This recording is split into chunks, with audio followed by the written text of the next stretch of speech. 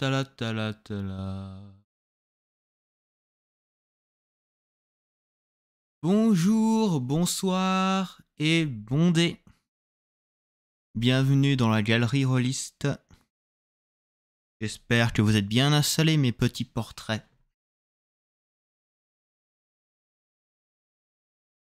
Ce soir, c'est une première utilisation du nouveau décor que voilà. Hein. Il est très beau, n'est-ce pas? Regardez-le. J'aime beaucoup la petite fiole avec du poison, la petite fiole avec des champignons, la fiole avec une clé, la fiole avec des dés. Des dés, je veux des dés partout. On se calme. Effectivement, j'ai bien aimé l'idée des dés dans des fioles comme ça qui flottent. Puis après, bon, je ne suis pas vraiment moi si je n'ai pas un crâne quelque part. Voilà.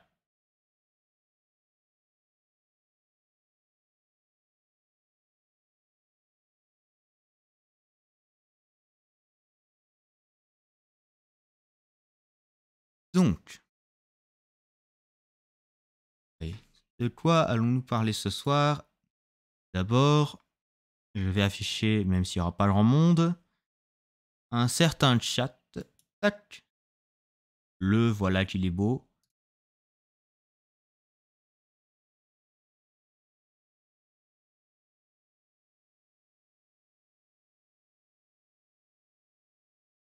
Il est pas beau.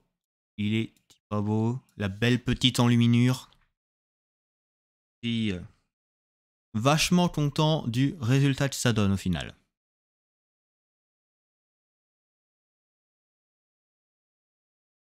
Allez. La prochaine fois, je ferai vraiment séparer tous les éléments ayant le fichier Photoshop. Je sépare vraiment tous les éléments du décor pour décider de ne laisser que le divan, que le meuble, enlever le divan. Pouvoir passer derrière le divan, sait-on jamais qu'on en ait besoin. Ouais, je suis sûr qu'il y a des choses qu'on peut faire en dessous de ce divan. Ouais, regardons un peu derrière. Non, non, rien de caché, rien de caché, rien de caché.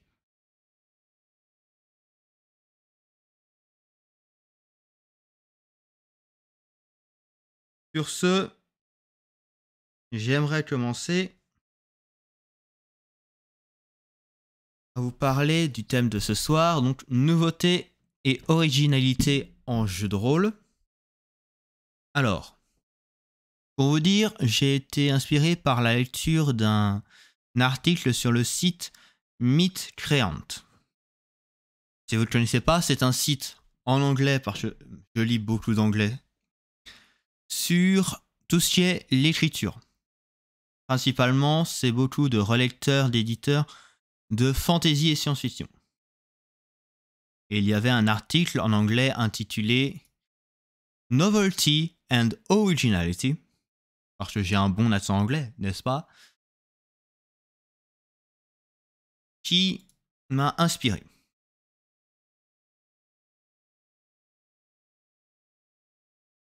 Le principe, on va un peu définir les termes.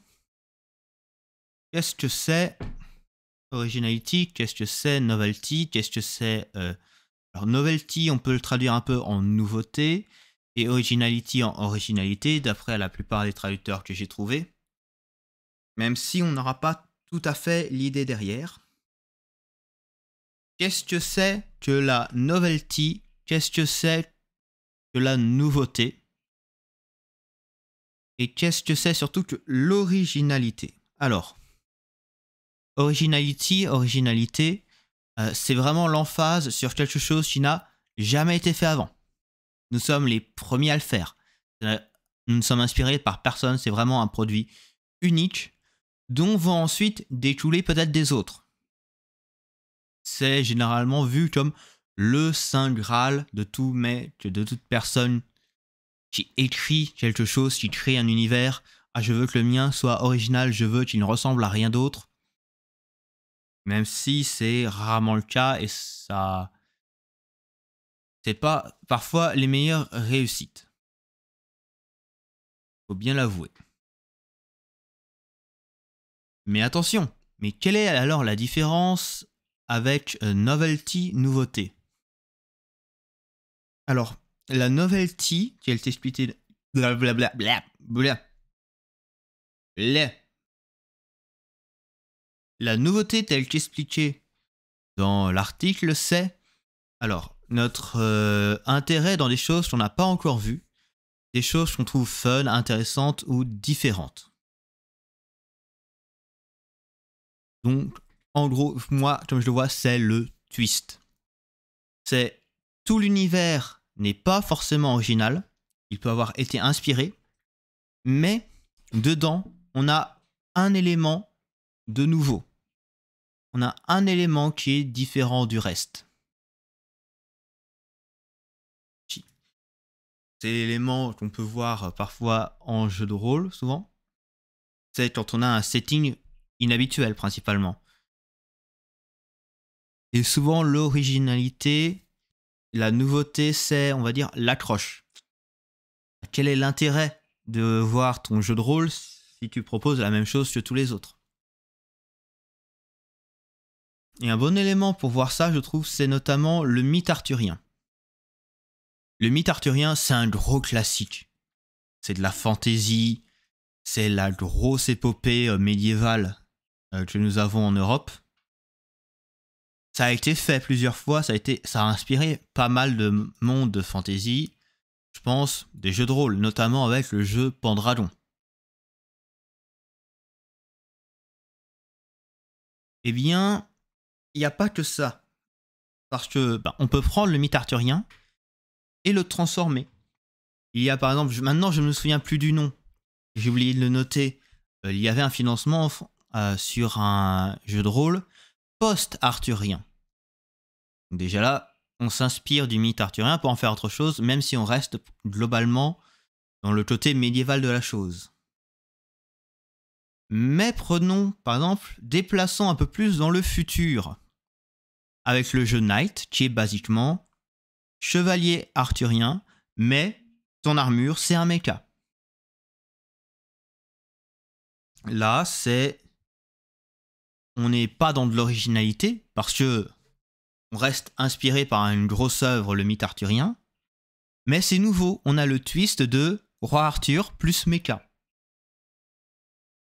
Dans un autre registre avec le mythe arthurien, nous avons récemment eu sur Kickstarter un financement qui s'appelle Inévitable. Et quel est le principe? C'est le roi Arthur au Far West. On remplace les épées par des flingues. C'est très intéressant comme setting, j'ai hâte de recevoir les PDF. Et ça nous montre bien ce que ça peut être la nouveauté. C'est on prend quelque chose et on peut le mettre ailleurs. Par exemple, dans les romans, on avait Alice au pays des zombies. On a mélangé les zombies avec Alice au pays des merveilles. C'est comme ça qu'on...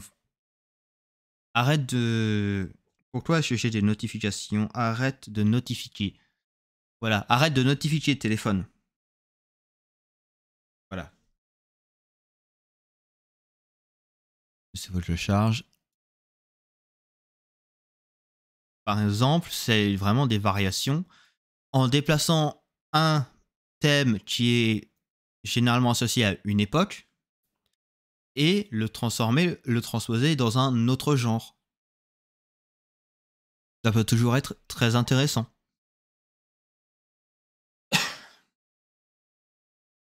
Par exemple, je vais voir parmi mes autres choses les variations sur un thème. C'est aussi pour ça que je fais mes 3 JDR. Je vois Caracol, bonsoir Cara. Comment est-ce que ça va?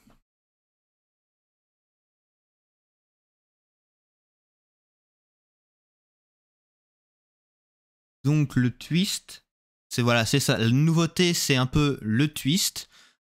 On mélange, on rajoute juste un petit élément en plus qui change la chose, contrairement à l'originalité qui est vraiment le tout original. On s'inspire de personne.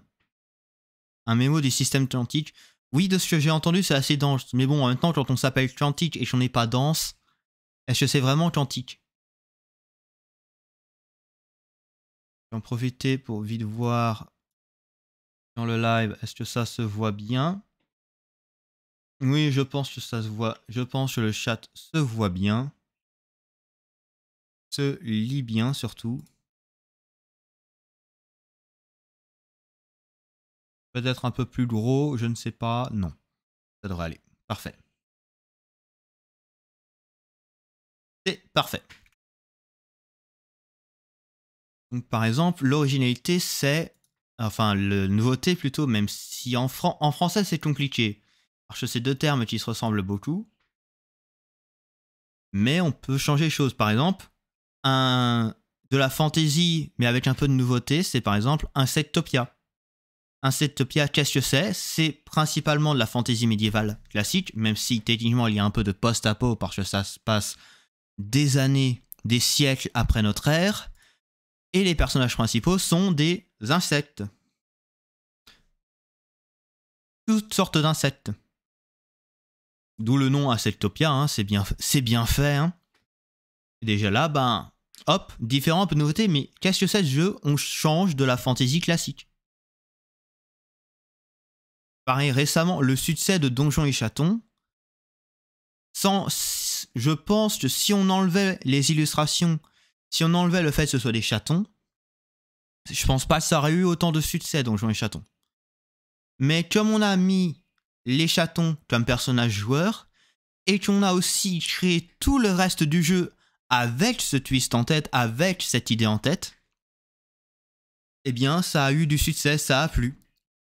Parce que à quoi ça sert de mettre un petit twist, de mettre quelque chose, si vous ne vous en servez pas?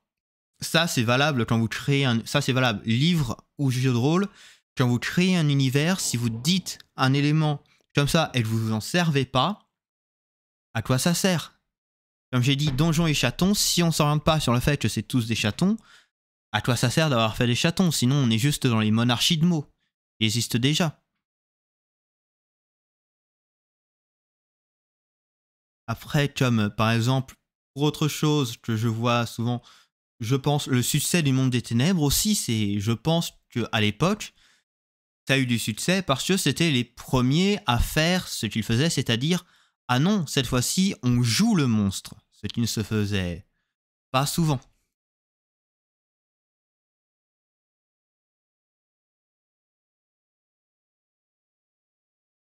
Je vais dire, c'est pareil, et même là je dis jouer le monstre, maintenant c'est devenu un classique, mais ça se joue de manière différente.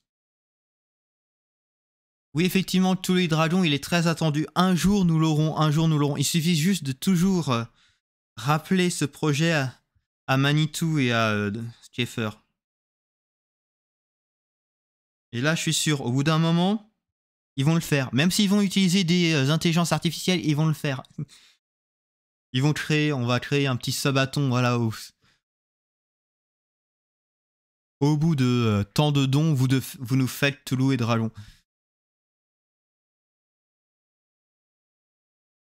Et en parlant de Toulouse, par exemple, un twist intéressant que j'ai vu dans un jeu, c'est The Happiest Apocalypse on Earth. Voilà, j'ai un bel accent. Si on veut traduire ça en français, même si je n'ai pas traduit, c'est l'apocalypse la plus heureuse sur Terre.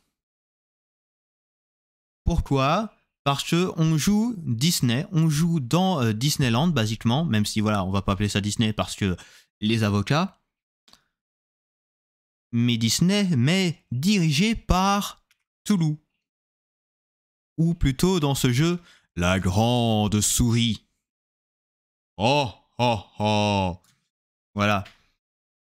Donc, on est dans un jeu où on a transformé Disney en jeu d'horreur. Après, jeu d'horreur, voilà, on peut le jouer de façon très drôle ou de façon sérieuse. Les IA, c'est le futur, bien sûr, oui. 6e degré. Ouais, faut pas aller trop loin dans les degrés, hein. Le 2e, parfois, ça suffit.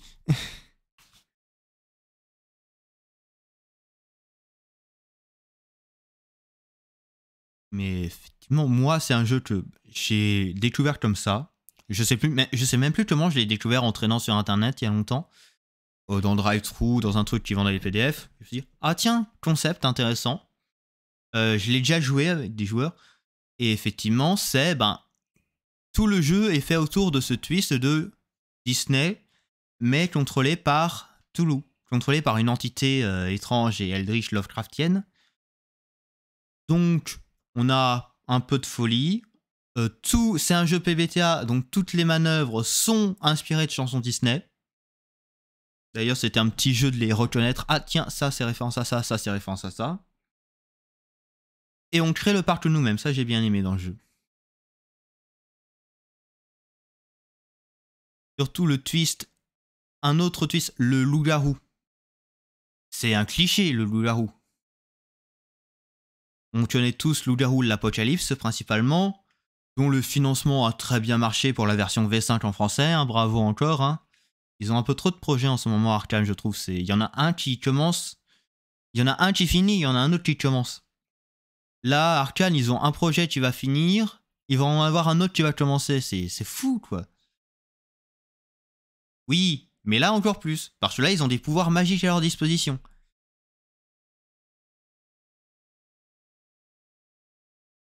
Mais bon, ce n'est pas Disney le mal, c'est leur dirigeant le mal. Mais effectivement, le mythe du loup-garou, le gros jeu de loup-garou, c'est donc loup-garou l'Apocalypse, ou loup-garou les déchus, qui était l'autre version qu'ils ont créée. Où on a... c'est une espèce à part qui se transforme, voilà, avec la forme célèbre mi-homme mi-loup. Pas forcément un jeu de bourrin comme ce qu'on pourrait penser. Mais en France, on a notre version du jeu de loup-garou qui s'appelle Meute. Et le principe, c'est le loup-garou à la française.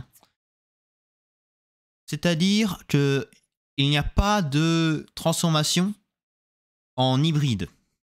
Soit on est en forme d'homme, soit on est en forme de loup, mais de loup qui a le même poids que l'homme, donc un bon gabarit, toi.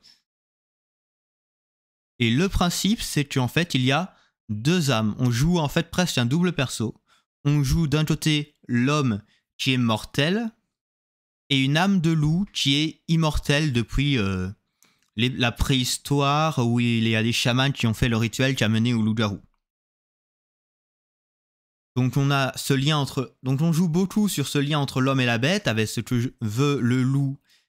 Et on a de plus en plus de pouvoir selon à quel point le loup est réveillé, mais s'il l'est trop, bah, il prend le contrôle et il va faire ce qu'il veut faire.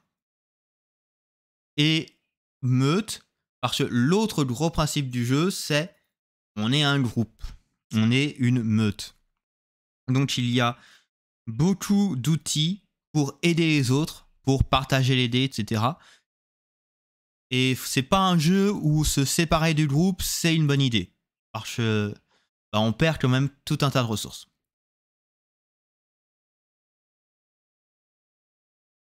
Ça, comme j'ai dit, c'est les petits twists comme ça que je m'inspire de jeux principalement de ma bibliothèque. Mais effectivement, tout ce qui est, on va dire, dystopie aussi, ça apporte de la nouveauté. Il y a Coyote & Crow, qui a gagné un prix, il me semble, de jeu de rôle en anglais, qui est le principe, ok, les États-Unis, mais qui n'ont jamais été colonisés. Et après, on avance dans le futur. Ça, c'est pas quelque chose qu'on voit souvent. Après, il est vrai qu'en jeu de rôle, il y a quelques endroits qu'on voit pas souvent, que j'aimerais voir plus. Alors, il y a la préhistoire, par exemple. Ça, on le voit pas trop. Il y a certains lieux, notamment tout ce qui est le sous-marin, tout ce qui est les lieux sous la mer, même si, voilà. Subabis, Polaris, je les compte pas trop, notamment parce que le système de Polaris est pas très bon. Je n'ai pas aimé du tout. Et Subabis, il y a les soucis un peu trop pulp, et je suis pas trop fan des jeux qui ont la beauté parmi les caractéristiques.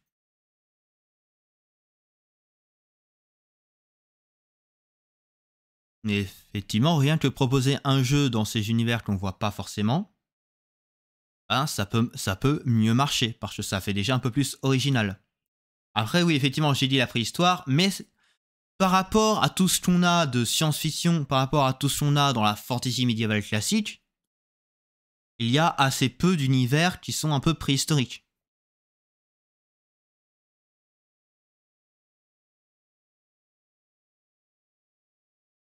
Et après, bon, je sais que Paléomythique, ça marche bien.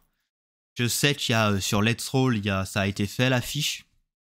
Donc hâte de tester pour voir si ça marche bien. Mais effectivement, c'est des petits twists en transposant, en mettant l'action dans des univers qui ne sont pas assez vus. On a aussi un petit jeu que j'aime bien, enfin que j'ai lu mais que j'ai pas joué. Transformer les gros classiques de la littérature, on va dire, dans un autre registre. Par exemple, Brintwood. Alors attention, pas Brindlewood Bay, même si c'est aussi un peu très nouveau, très original, parce que voilà, c'est arabesque, les petites mamies qui font des enquêtes, mais on rajoute un peu de tout derrière. Oui, je sais, c'est pour ça que je l'ai dit. Mais Brintwood, c'est basiquement Robin des Bois, mais Robin des Bois qui lutte contre des vampires.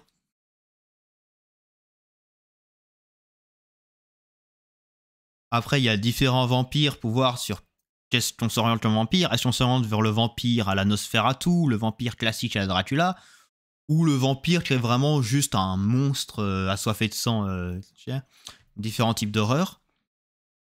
Mais c'est un concept, c'est voilà. Les petits humains normaux, même si aidés par les fées dans le jeu, qui cherchent à sauver le royaume des vampires qui ont pris le contrôle.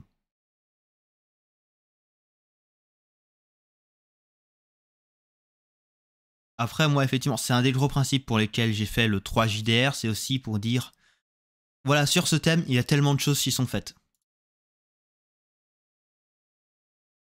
Voilà, effectivement, un classique dans un autre univers, le Disney, la planète au trésor, effectivement. Mais là, effectivement, j'essaye de faire le plus possible le jeu de rôle parce que je suis quand même un truc de jeu de rôle. Mais effectivement, c'est une grosse inspiration.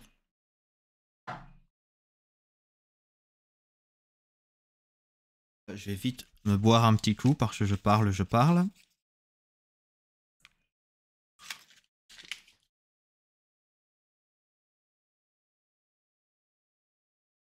J'avais bien aimé la planète au trésor.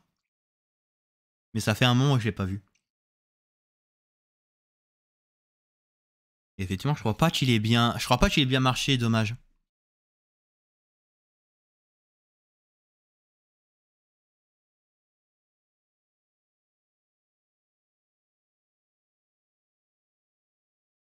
Mais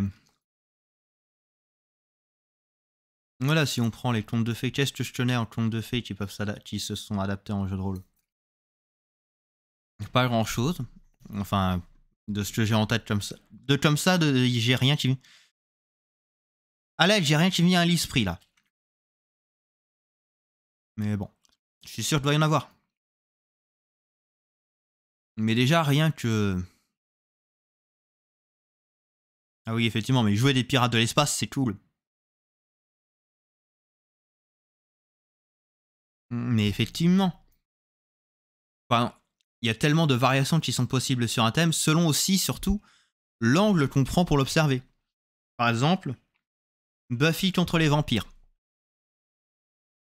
On veut se concentrer sur la chasse aux monstres, c'est Monster of the Week. On veut se concentrer sur la romance entre les monstres, c'est Monster Heart. Ou on veut plutôt jouer les monstres et tout le jeu des factions qu'il y avait aussi un peu dans Angel, on a Urban Shadows. On s'est concentré sur quelque chose de différent et ça nous donne 3 jeux différents. Alors que l'inspiration revient dans les 3.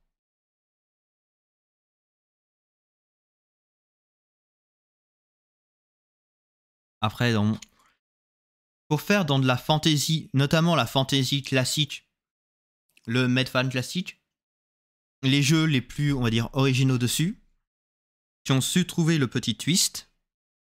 On a déjà Donjons et compagnie. Ok, on joue dans un donjon, mais on joue les monstres. Mais ça existe déjà, il y a un autre jeu qui existe qui s'appelle Witched Ones où on joue effectivement les monstres d'un donjon. Mais Deuxième petit twist de la chose, dans Donjons et compagnie, nous sommes des employés du donjon, c'est une entreprise. Donc là, on a une idée un peu originale. Comment, voilà, on joue dans un donjon, on joue des monstres, mais c'est une comédie à la The Office. Enfin, si on le joue comme ça. On a tout ce qui est... Alors, moi que je me suis noté Band of Blades, qui est un jeu Forge in the Dark, donc inspiré par le système Blades in the Dark. Où déjà on joue plutôt de côté militaire de la chose, mais enfin, une campagne militaire avec des pouvoirs, et surtout on joue une défaite. On joue un groupe, toute une armée qui lutte contre l'armée des morts qui envahit le pays. On a perdu une grosse bataille. Maintenant, on essaye tous de se retrancher, aller à la forteresse avant que l'armée des morts n'y arrive pour essayer de la protéger. Bon, le gros problème du jeu, c'est que c'est un jeu à grosse campagne et qu'ils n'ont jamais développé le jeu. On a le gros Spire. Spire qu'il faut vraiment que je lise tout parce qu'il y a énormément de choses.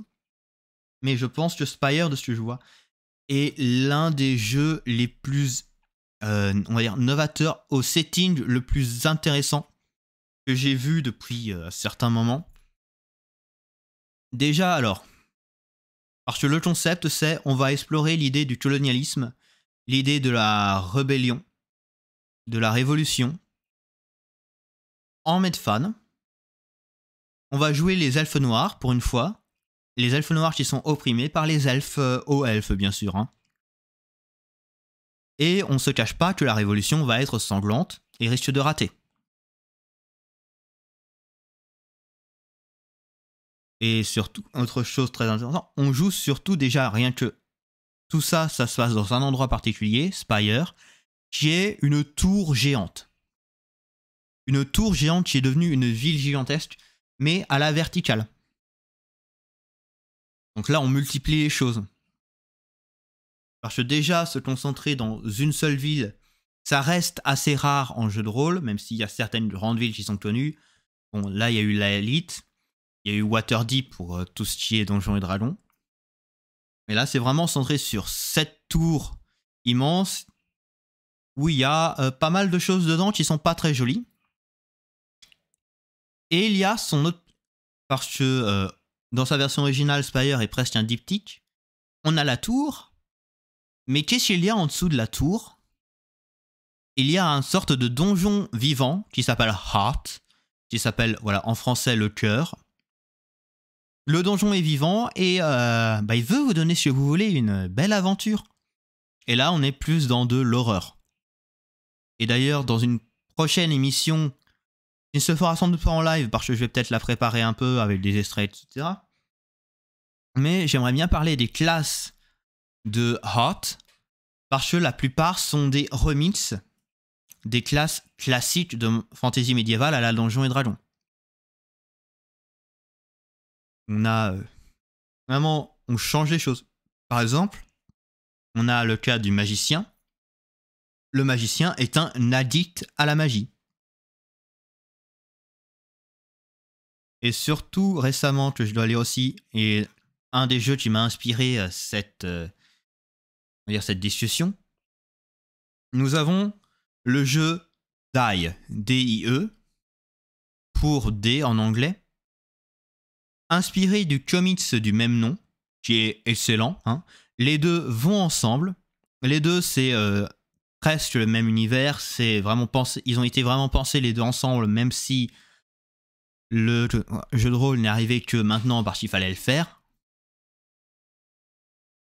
Et un des gros principes de Die, c'est un des principes qui est écrit dans l'écran du MJ, que j'aime beaucoup, c'est comment créer de la nouveauté, comment créer de l'originalité.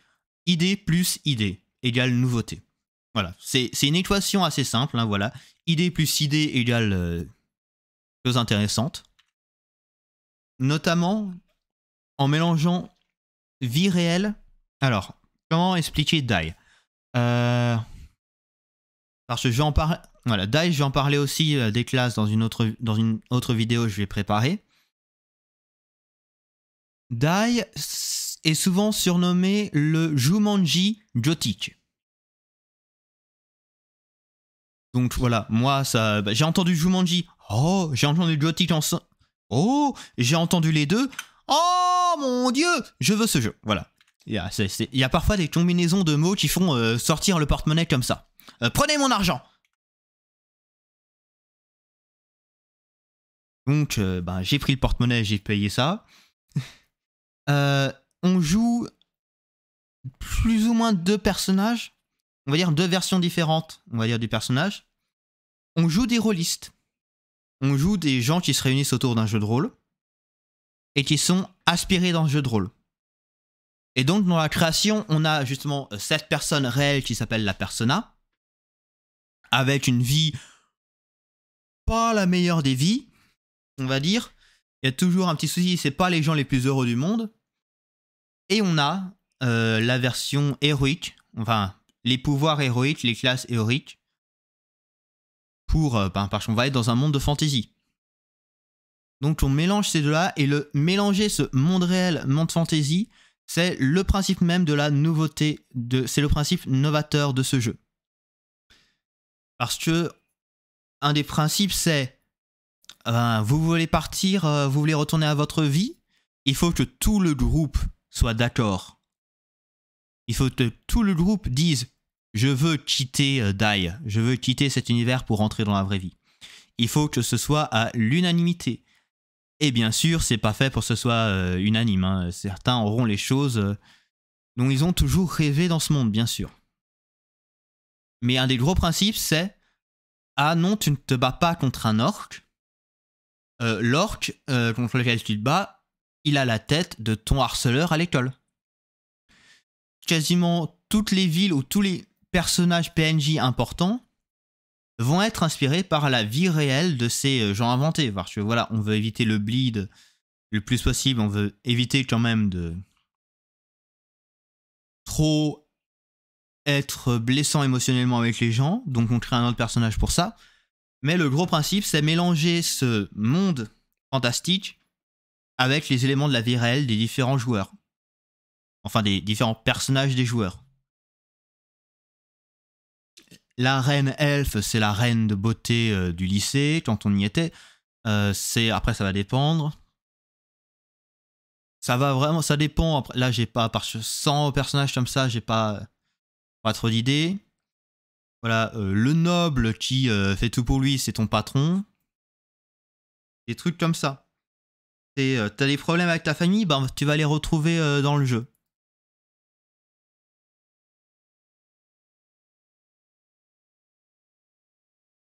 Et, comme j'ai dit avant, tout le jeu est basé autour de ce concept.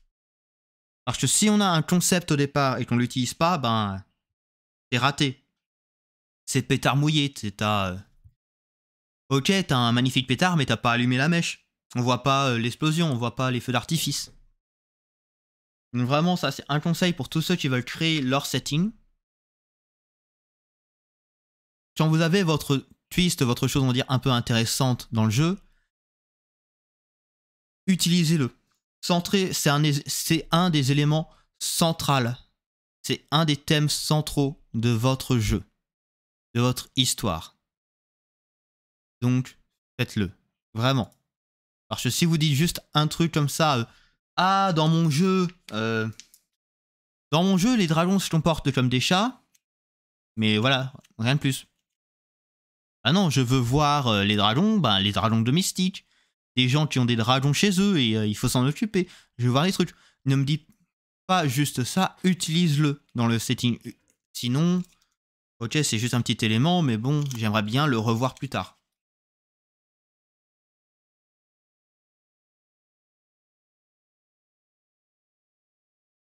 Qu'est-ce que je m'étais noté d'autre? Alors que le seul, ça je me dis. Je regarde les petites notes que j'ai prises et je vois que j'ai déjà dit beaucoup de ce que je voulais dire. Et dans le chat, s'il y en a qui veulent parler, exprimer, par exemple, un twist, un petit truc, un jeu un peu original qui a juste ce petit twist comme ça. Où, d'accord, ben, pour ceux qui n'étaient pas là, j'ai dit d'accord, ah, on joue le roi Arthur, mais au Far West. Juste ce petit mais, voilà, ce truc classique et ce petit truc mais, c'est déjà novateur. Et comme j'ai dit, je pense que si un jeu n'a pas un peu cet élément, n'a pas un peu ce petit twist qui le rend un peu plus unique sans vraiment l'être, un peu plus original, je pense pas que la plupart des jeux financement auraient marché. Les illustrations, ça marche souvent, ça aide aussi, la campagne, ça aide. Mais si le jeu n'est pas intéressant au départ, je pense pas que ça marche.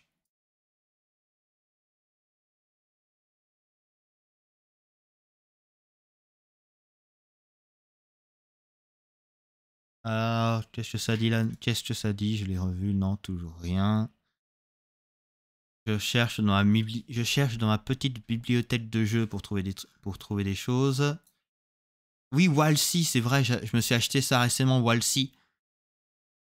Mais ça, je vais en parler dans un autre concept de vidéo aussi, où je vais parler vraiment des paysages qu'on voit en jeu de rôle.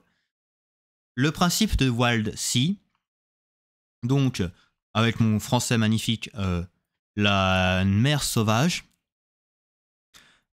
Le principe, c'est quelque chose que j'aime beaucoup et dont je vais sans doute reparler plusieurs fois parce que c'est un concept que j'aime beaucoup. C'est du post-apo, c'est donc futuriste. On est donc dans le futur et il s'est passé quelque chose, c'est les arbres ont grandi. On est maintenant, basiquement, c'est les arbres géants de l'Amazonie un peu partout. C'est ça la mer sauvage, c'est. Tu as tellement d'arbres, ils sont tellement hauts que la forêt en devient se conduit presque comme une mer, comme un océan. Et on a donc des vaisseaux qui sont au-dessus. On est toujours au-dessus des arbres, on évite de trop descendre. On n'a pas vu le sol depuis un certain moment et tout ce qu'on sait, c'est que c'est dangereux. Mais effectivement, ça aussi, c'est un principe que j'aime beaucoup, qui peut donner pour un peu tout, pour vos paysages, pour vos choses.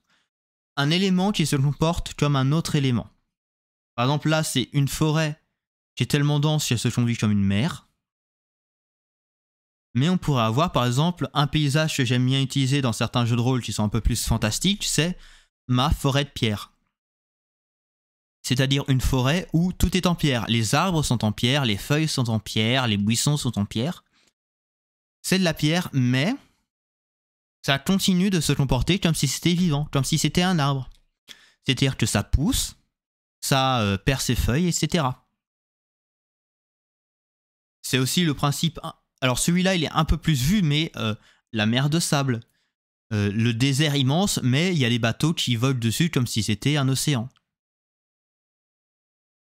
Ce genre de petites choses, c'est juste. Bon, vous le mettez pas forcément partout. Mais vous le mettez et ça vous donne des petites choses. Ça vous débloque un petit peu. Ça vous fait un peu de l'originalité. Ça vous fait des paysages un peu plus mémorables. Voilà.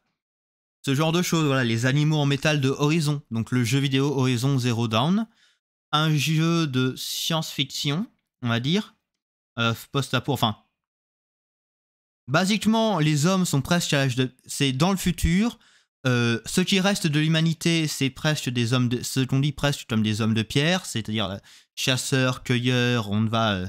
et il y a des dinosaures, sauf que les dinosaures sont des machines. Voilà, c'est des machines, mais voilà, t'as le Tyrannosaurus Rex, t'as le Raptor, t'as le Triceratops, mais c'est des machines qui sont très bien faites. Les designs du jeu sont très beaux. Et déjà là, rien que j'en parle, ça fait un peu melting pot parce que on est dans le futur, mais il y a des dinosaures qui sont des machines faites à partir de machines, et on a des humains qui sont presque à l'âge de pierre et qui essaye de se débrouiller avec les restes de technologie du monde. Donc, on mélange un peu du post-apo, de la science-fiction et de la préhistoire. Ça fait quand même une soupe, on pense pas que ça tient et pourtant ça marche. Je me demande s'il y a pas... Non, il me semble pas qu'il y a de jeu de rôle prévu, on va dire, ou indépendant, inspiré de Horizon. Faudra que je regarde. Voilà, Sapiens pour jouer dans une inspi Horizon. Oui, effectivement, Sapiens, ça peut le faire. À voir, il y a...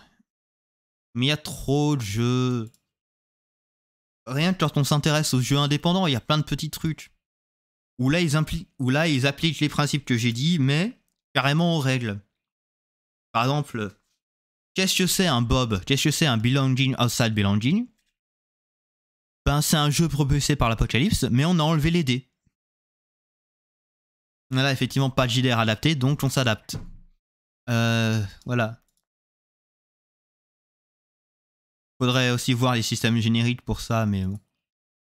Même si les systèmes génériques n'en sont pas vraiment, mais c'est une autre discussion.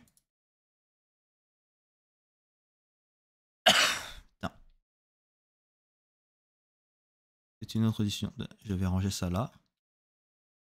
Les héritiers, c'est bon par ailleurs. Ah oui, c'est vrai que les écuries attach, ça existe. Tea of Mist Layers. C'est vrai que ça est sympa. Casse la mascarade, on joue des chats. C'est... En vrai, c'est... Voilà. Une des raisons pour laquelle j'ai créé, on va dire, la chaîne. J'ai créé ce petit personnage et demandé à des choses. Non, je ne vais pas en dire du mal. Je dis juste qu'il n'y a aucun JDR qui est générique. C'est-à-dire que on ne peut pas avoir de système générique parce que tous les systèmes génériques sont basés sur un principe, on va dire. Il y a une chose vers laquelle ils tendent. Un type d'histoire vers laquelle ils tendent. Par exemple, Fate, avec ses dérivés Fate Core, Fate Condensed, maintenant Fate Accelerated. Mais voilà, le système Fate, un système générique, avec plein de settings. Ils ont mis, d'ailleurs, ils sont tous les PDF sont en Pay What You Want. Oui, les écureuils contre-attaque, ça, c'est un bon jeu, ça. Les dés dans les noix, c'est un bon principe, ça. Mais Fate, le principe, c'est on est vraiment dans le côté narratif de la chose. On est vraiment là, c'est pour jouer sur les états émotionnels, on va dire. C'est vraiment jouer centré, narration, on raconte une histoire presque ensemble. Le système A plus Genesis, on a, ok, va y avoir des complications un peu partout. C'est vraiment... Ils ont... Voilà. Notre jeu, c'est pour raconter ce genre d'histoire. Et effectivement, les écureuils contre-attaque, où vous jouez des écureuils venus d'une autre dimension, avec des écureuils vampires, des écureuils garous, il y a plein de choses. Je sais que j'avais fait une partie en live sur la chaîne de Dots, qui est maintenant sur... les parties sont sur YouTube. En vrai, c'est drôle, mais c'est vrai, c'est pas un... C'est drôle sur le coup, mais je crois que c'est effectivement un des jeux les plus bizarres auxquels j'ai joué. Vraiment, c'est un des jeux les plus bizarres. Après, on a joué en ligne, le fait de jouer avec les dés dans des noix, c'était un peu plus facile à réaliser. Parce que, on crée juste un petit truc au hasard pour savoir les choses, mais ouais. Là, c'est pas... Je crois que c'est un des jeux que je referais. Ouais, c'est pas un jeu auquel je rejouerais comme ça, je pense. Après, je voulais dire quelque chose. Je voulais dire quelque chose. Le crâne. Alors, attendez, vite. Transformer, rotation inversée. Seulement. Crâne, dis-moi, Yorick. Qu'est-ce que je voulais dire avant qu'on m'interrompe à propos de écureuil? Avant que je me perde dans mes idées. Qu'est-ce que tu voulais dire? Je t'écoute. Tu voulais dire que... j'en ferai pas un one-shot non plus. Je n'en ferai pas un one-shot non plus, malheureusement. Voilà, une fois... Et c'est bon. Honnêtement, voilà. Polaris, voilà, c'était aussi le problème. Witcher, j'ai pas aimé le système. Polaris, pareil. un gâchis parce que j'adore les univers un peu sous-marins, c'est quelque chose qu'on voit pas assez. Le système est horrible. C'est trop compliqué, ça fait pour rien. On lance les dés et si on doit lancer les dés et qu'on doit se référer à une feuille pour voir ton résultat, pour juger de ton résultat, je sais pas, c'est pour te dire ah voilà j'ai fait ça donc c'est ce type de résultat sur la feuille à la place de regarder directement ton dé pour savoir si t'as réussi. Déjà ça va ça va pas. Rien qu'en regardant le résultat du dé tu devrais savoir si t'as réussi ou pas.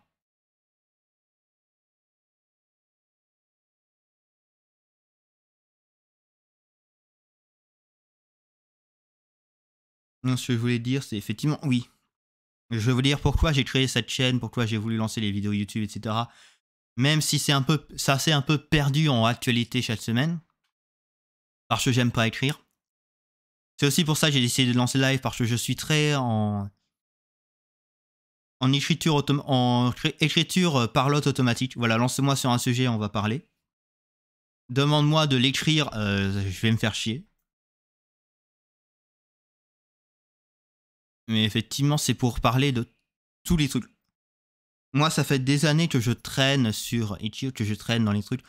Les jeux en anglais, le jeu indé. Il y a plein de jeux qui existent. Et rien que ma collection physique, j'ai déjà une 60aine de gammes présentes dans ma collection, sans compter les financements qui vont arriver. Hein. Voilà, je vous jure, je n'ai pas d'addition au financement participatif. Pour preuve, en vrai, ça fait quelques temps. Les derniers qui ont eu lieu, je les ai pas faits. J'ai pas fait CO Fantasy, j'ai pas fait le truc. En ce moment, voilà, il y a juste vers le silence qui m'intéresse. Mais je suis pas sûr en physique, je l'aurais plutôt pris. En PDF, je l'aurais pris, je pense, mais en physique, je sais pas. Mais le but, c'est de faire découvrir toutes ces choses qui existent autour du jeu de rôle. C'était le principe de mes vidéos 3 JDR sur. De voir, voilà, on a ce thème-là.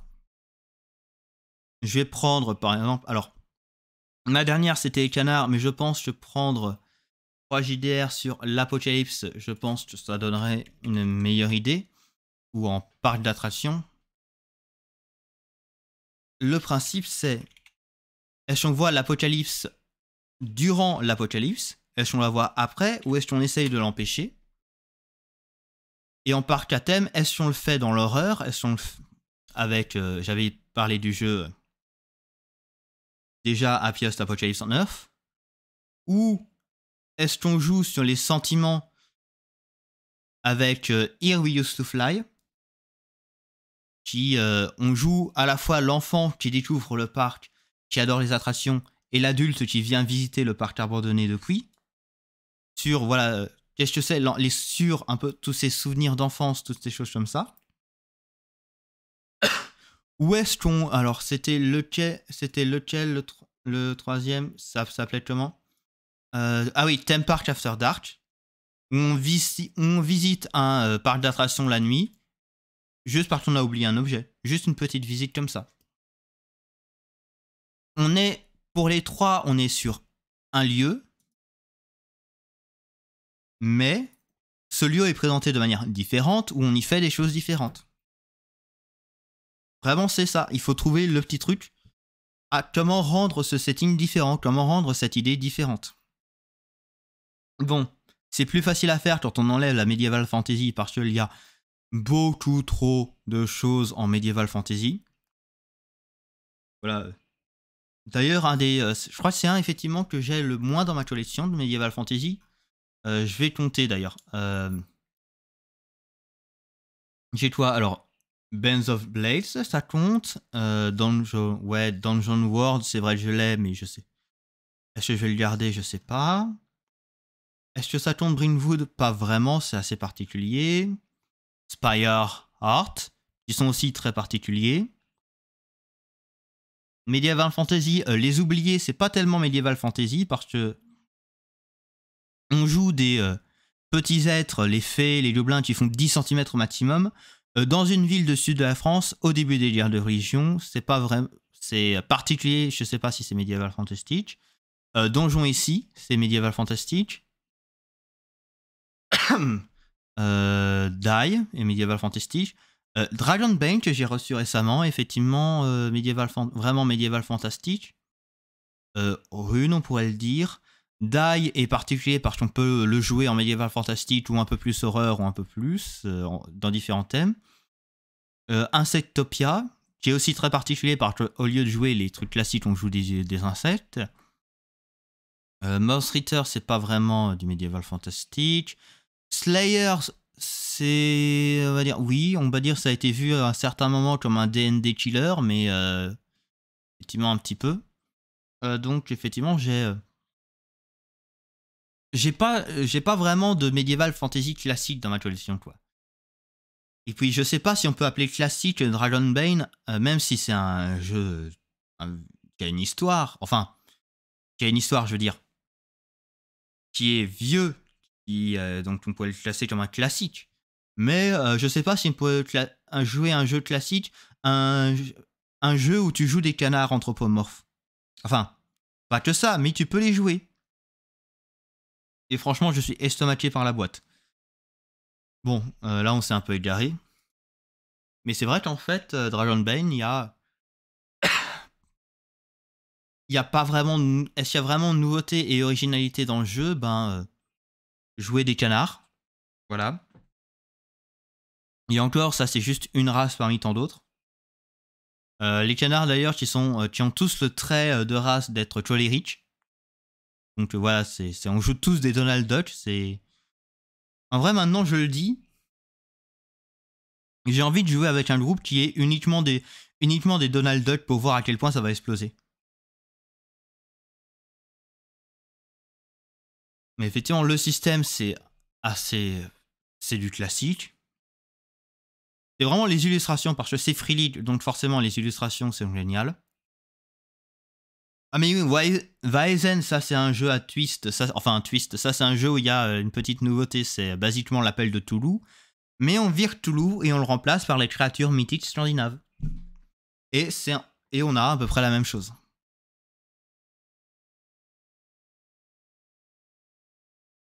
Sur ce, je pense que j'en ai dit beaucoup. Je pense que je vais pouvoir m'arrêter là, sauf s'il y a dans le chat des éléments pour parler des points originaux, des points en quoi ça change du classique des JDR. Même si voilà, je vais être honnête, il suffit de dire un jeu indépendant et ça va être le cas. Voilà, Itch.io, voilà. J'ai une grosse bibliothèque de livres physiques comme ça, de livres en bois mort. La bibliothèque de PDF, elle est pas mal non plus. J'ai carrément j'ai un disque dur externe qui est dédié à ça. Donc ouais, une bonne collection. Tant qu'à faire, d'ailleurs, envie de parler. Il y a des livres dont je devrais jouer. Il y a des tas de livres que je devrais lire. Déjà, Lizardia, d'ailleurs, qui a reçu un jeu solo. Je vais peut-être faire des jeux solo en live. D'ailleurs, parce que c'est pratique. Ça, c'est dans ma bibliothèque sur Itch.io. J'ai quoi? J'ai beaucoup d'achats. Merci les bundles. Non, en vrai, je me suis calmé ces derniers temps. C'est surtout les bundles pour soutenir les gens. Là, effectivement, en financement actuel, c'est vraiment vers le silence qui m'intéresse. Les financements, les projets en cours sur Diamond Tabletop, il n'y en a aucun qui m'intéresse plus. Voilà, il y en a certains dont je n'ai pas parlé dans mes émissions pour une raison dont je ne vais pas en parler ici non plus. Il y a Roll and Play, c'est pas un jeu de rôle, c'est une émission d'actual play et c'est pas une que je regarde, donc financer. Et puis les paliers, je sais pas, les avantages n'ont pas l'air si intéressants de ça.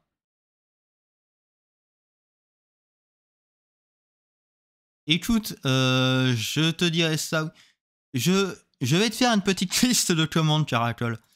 J'en ai, mais après il faut, voilà. J'en ai pas mal, beaucoup uniquement en anglais parce que le problème quand tu lis bien l'anglais, c'est que t'es pas très patient. c'est que tu les lis d'abord en anglais et que t'attends pas la version française. C'est pour ça que je lis les mangas en anglais d'ailleurs, parce qu'ils ont généralement tendance à arriver en anglais avant d'arriver en français. En tout cas, lorsque j'ai commencé les scans, voilà. Donc c'était ma raison principale pour apprendre l'anglais, voir les choses en avance à leur sortie. Parce que, il faut que je fasse un truc une fois. Si je sais que la suite est sortie, je veux la lire, parce que je lis tout d'une traite. Et effectivement, Mutant Tier 0, Mutant Année 0, qui est, effectivement, de tout ce que j'entends, c'est un super jeu, etc. Mais pour le bien de mon porte-monnaie, je ne vais pas l'acheter. Parce que si je l'achète, j'ai une grosse tendance à la collectionnite pour ne pas prendre toute la gamme. Et là, ça va... là, prendre toute la gamme, ça va coûter un peu cher. Bon, après, c'est très bien qu'ils proposent les autres livres en PDF en option. Mais effectivement, ça... j'ai un trop gros souci de... il y a une gamme que j'aime bien, je vais tout prendre. Oui, il y en a beaucoup des JDR en français aussi. Mais disons que il y en a pas mal en français qui sont des traductions de projets anglais. Et moi, les projets anglais, j'ai tendance à les lire avant parce que je lis l'anglais pour une raison, parce que j'ai pas envie d'attendre que ça vienne en France. Et oui, l'actualisationnil qui fait un peu de mal au portefeuille, je dois l'avouer. J'ai certaines gammes qui sont complètes, hein, voilà. Si le projet me plaît et tout, je vais tout prendre. C'est d'ailleurs souvent ça que me servent les PDF. D'ailleurs, d'abord tu prends le PDF, tu le lis, j'aime beaucoup le jeu, puis tu prends tout le reste. Ce qui cause problème, notamment parce que Nephilim version 5, va falloir que je trouve de la place pour le coffret de la saison 3. Il me semble que ça devrait arriver d'ici la fin de l'année, j'espère. J'espère en tout cas que ça devrait arriver d'ici la fin de l'année. On a alors... Je vais revenir sur le gestionnaire. Effectivement, Diamond Tabletop, quels sont les financements qui arrivent qui vont me faire plaisir? Que je sache où placer mon argent. Toulouse no Kani, peut-être. Toulouse, la version japonaise. S'il propose en PDF uniquement, il y aura plus de chances que je le prenne. Les 12 singes, Toulouse Ténébris, faudrait que j'en apprenne plus, mais ça a l'air Toulouse médiéval. Avatar Legend, ça risque d'être un gros truc. Avatar Legend, ça risque d'être un gros truc, mais c'est vrai que Avatar, c'est pas avec... J'ai pas grandi avec ça, j'ai regardé sur le tard. Sympa. C'était très sympa, mais j'ai pas... Ouais. Je fais pas partie de ceux que Avatar a pris. A pris comme ça, vraiment. Donc, je pense pas que je vais le prendre. Et c'est quoi ce jeu? Kamisha, le jardin du thé de Posidonia. On verra bien. De toute façon, après, je sais qu'il y a plein d'autres projets qui vont arriver. Mais oui, c'est ça, il faudrait que je me note. Parce que souvent, je dis qu'il y a un projet qui va commencer à telle date. Mais j'oublie de me le noter ailleurs pour me dire, attention, n'oublie pas, ce jour-là, il y a ce projet qui est lancé.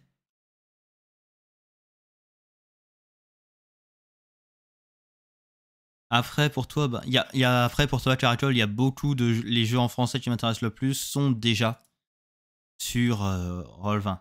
Enfin, sont déjà soit sur Roll20, soit sur Let's Roll. Donc, même si j'utilise Let's Roll...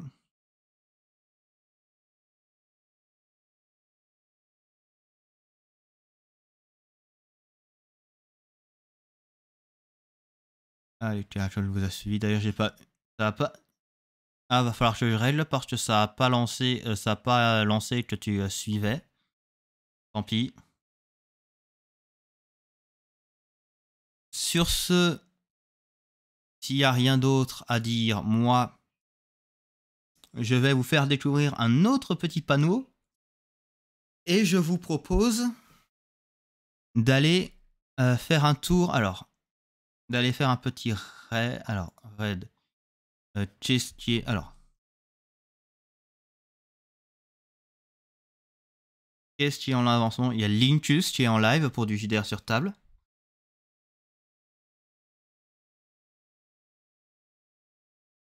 Donc on va faire un petit tour du côté de Lincus.